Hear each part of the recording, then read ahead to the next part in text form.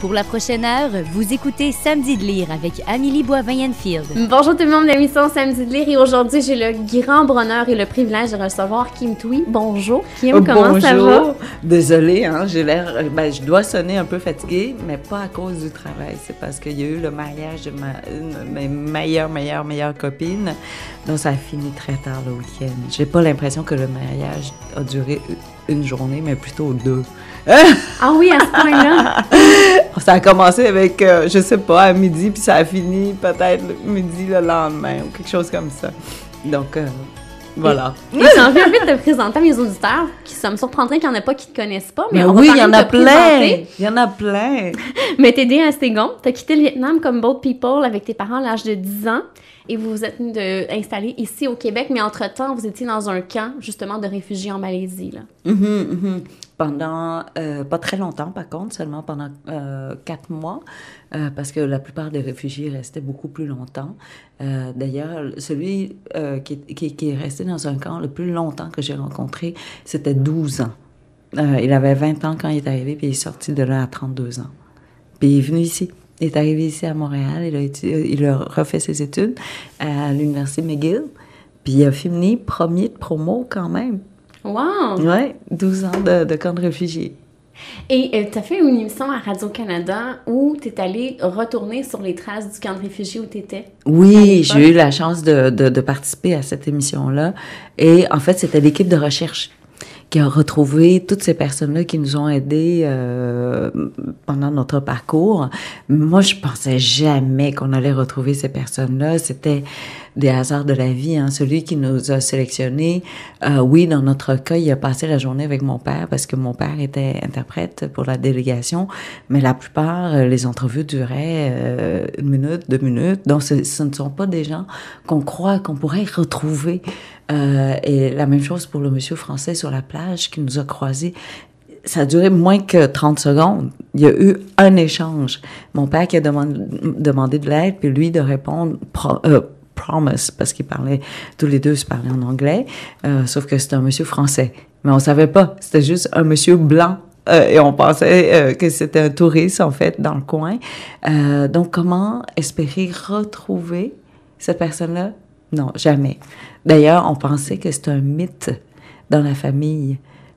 Parce que mon père raconte souvent l'histoire de ce Français, de ce monsieur, de ce touriste blanc. Et à force de raconter, vraiment, on pensait que c'était un mythe. On n'y croyait plus du tout. Alors, quand l'équipe de tournage, en fait, Manuel Légaré, la recherchiste, a retrouvé ce monsieur-là, Jean-Pierre, on était, je sais pas, c'est comme si on rencontrait un saint ou un ange ou un dieu quelconque. Ben, voyons, il devrait pas exister. Donc, mais en même temps qu'on regarde en arrière, on se dit mais la vie, ça se peut pas qu'on ait vécu toutes ces épreuves-là. C'est impossible. Donc, on me dit que je suis résiliente. Je ne suis pas résiliente parce que tout ça a été fait de façon tellement involontaire et inconsciente. On n'a pas eu à faire d'efforts, là. C'était comme ça. Et, ouais, il y a quelque chose de surréaliste, hein, ouais, quand on regarde en arrière, là. Mm-hmm. Tu sais, juste un bébé qui sort du ventre de sa mère, c'est surréaliste. Et puis quand on regarde les enfants grandir, on dit, mais ça se peut pas que ça a commencé dans mon ventre. Donc oui, il y a quelque chose d'extraordinaire. Ouais. Et tu as étudié en linguistique, également en traduction et en droit. Oui. Et tu as fait une panoplie de métiers, Kim. Ben oui, en tant qu'immigrante, on prend ce qu'on peut. Donc, le seul choix que j'ai fait, par contre, c'était traduction. Et ça, c'était vraiment un mauvais choix, là, parce que je ne maîtrisais ni le français ni l'anglais. Donc, c'était 3 ans d'humiliation. Ah oui, à ce point-là? Ben oui, j'avais des zéros tout le temps. Les profs, il y en a un d'ailleurs qui était assez franc, ou qui avait assez de courage pour me dire la vérité que je devrais devrais changer de faculté, mais j'ai pas eu le courage de le faire. Donc, je suis restée, mais non. Encore aujourd'hui, je ne maîtrise pas assez bien le français pour lire, pour comprendre le texte, et encore moins l'anglais pour traduire vers le français. Donc, même aujourd'hui, ce cours-là serait trop difficile pour moi.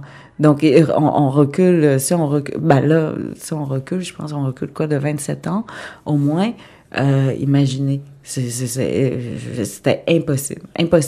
Je ne sais même pas. Ça, là, il fallait être tellement ignorante, là, que c'est comme moi aujourd'hui de dire, je m'en vais, je vais aller faire le triathlon ou je m'inscris aux Olympiques. Mon rêve, c'est de devenir une athlète olympique. C'est ça. Il faut être ignorant complètement ce que veut dire être un Olympien pour oser dire une telle énormité, là. C'était la même chose pour le cours de traduction et linguistique. J'étais vraiment là, comme un enfant qui dit « je veux devenir astronaute ». Mais ça vient où ton amour de la langue française? Peut-être parce que j'en possède pas beaucoup de mots. Vraiment. Ça me prend énormément de temps pour apprendre tout, là, n'importe quoi, et non pas juste la langue française, mais encore plus la langue française pas parce qu'elle est difficile, mais parce qu'elle est riche. C'est une langue qui est très riche, très complexe, qui a eu le temps de grandir et d'aller chercher toutes les nuances et j'allais dire, de l'âme humaine, en fait.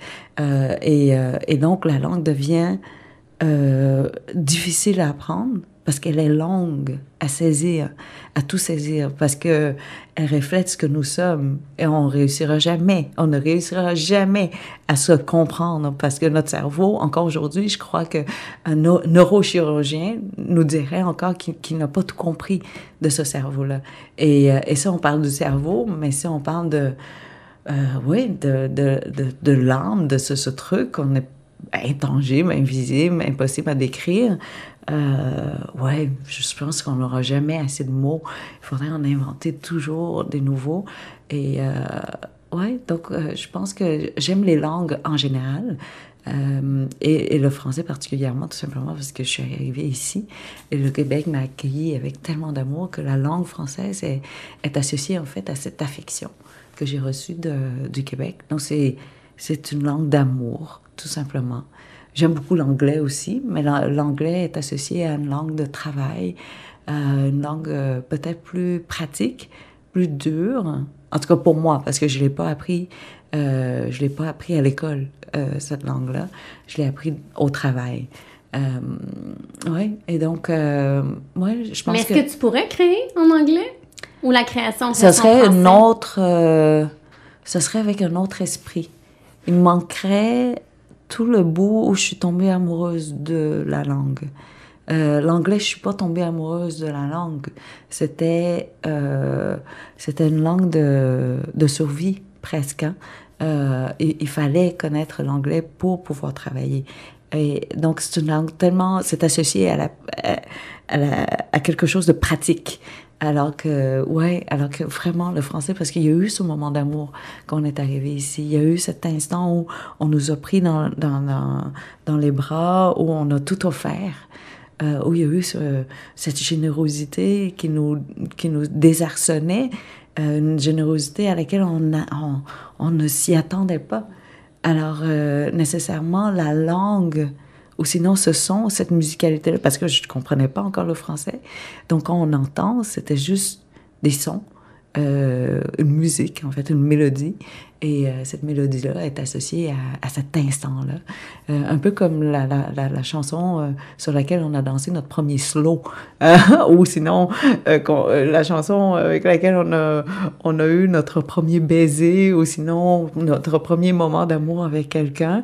Cette chanson-là, qu'elle soit bonne ou pas, reste gravée et elle évoque en nous tout des émois ou encore des frissons 30 ans, 50 ans plus tard. D'ailleurs, c'est ça, j'ai rencontré un groupe d'aphasiques dirigé par Christine Quentin qui ont de la difficulté avec le langage après des AVC et toutes sortes de...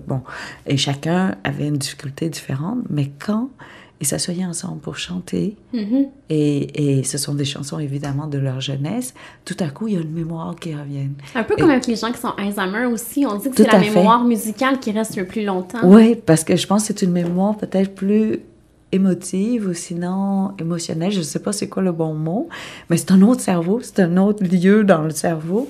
Et je crois que pour moi, la langue française aussi vient de cet endroit-là, qui est pas un endroit rationnel.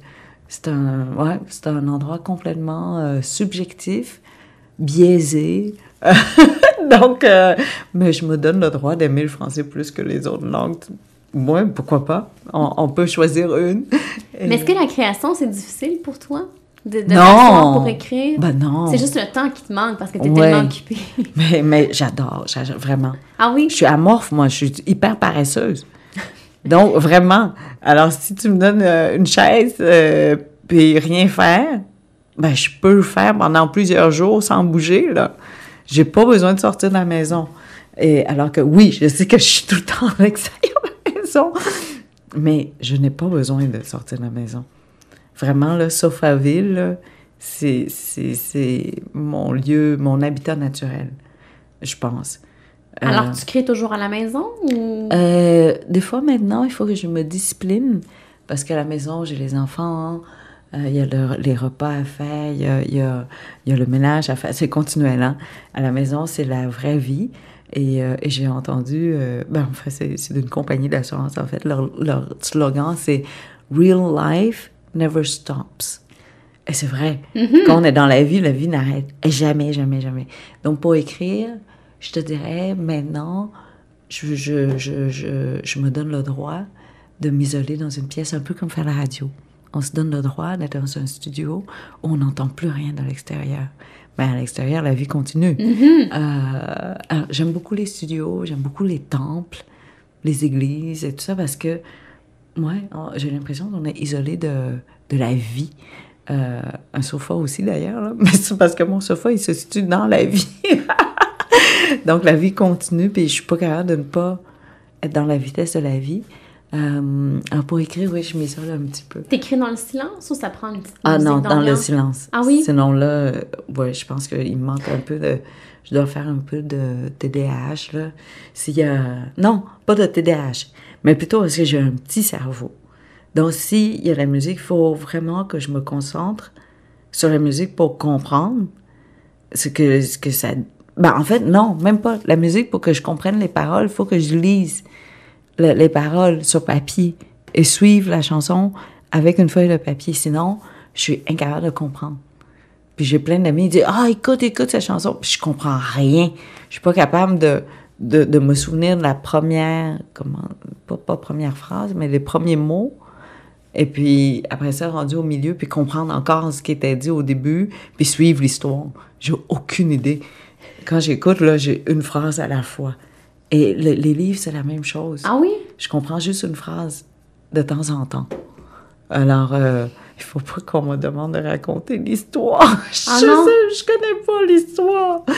Mais quand j'aime un livre, par contre, je le relis tellement de fois que je connais des bouts par cœur. Et là, ça devient ma Bible. Non, j'ai pas lu beaucoup de livres dans ma vie, mais chaque livre que je lis, je le connais intimement, là. Puis ça devient presque... une partie de toi? Oui, vraiment, en dessous de ma peau. Ça coule dans le sang, là. Je sens le rythme du livre, je sens le souffle de l'auteur et tout ça. Donc, oui, j'en connais pas beaucoup de livres, mais c'est vrai que quand j'en adopte un, il devient mien, il devient moi. Et là, c'est ça. Là, on peut plus me l'enlever. Si tu me permets, Kim, on s'arrête et au retour, on va parler de ton plus récent ouvrage Vie. Ah oui, je m'en souviens plus.